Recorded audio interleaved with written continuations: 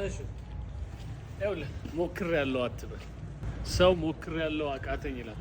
በሶስት ሰዎች ምሳሌ ልስጥህ። ምሳሌ ይሄ በር ይታያል። ከዚህ በር ጀርባ የሆነ የምትፈልገው ነገር አለ እንበል። ሶስት አይነት ሰዎች መጡ። የመጀመሪያው ሰውዬ መጣ፣ አንኳኳ፣ ከፈቱለት። ሂድ ከዚያ ምን ትሰራለህ እዚህ አንፈልግህም ሂድ ሲሉት ኦኬ ሞክሬያለሁ አንፈልግህም ብለውኛል ፊት ነስተውኛል ብሎ ሄደ።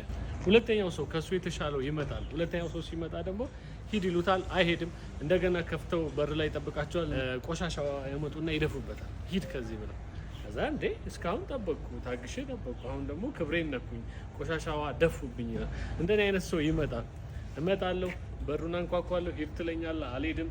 እንደገና ስትከፍት ቆሻሻዋን ትደፋብኛለህ፣ አልሄድም። ሶስተኛም አልሄድም፣ አራተኛም አልሄድም። ማደር ካለብኝ በሩ ላይ አድራለሁ። በአምስተኛው ትከፍታለህ ተጨንቀህ። እምቢ ማለት አትችልም። የኔ ዓላማ እነሱ አከበሩ ይናቁኝ ሳይሆን በሩ ከተከፈተ በኋላ የማገኘው ነገር ምንድን ነው። ስለዚህ ሞክር ያለው የሚባለው 200% ስትሞክር ነው እንጂ 80 70 100% ተሞክሮ ሞክር ያለው አይባልም በዚህ ጊዜ።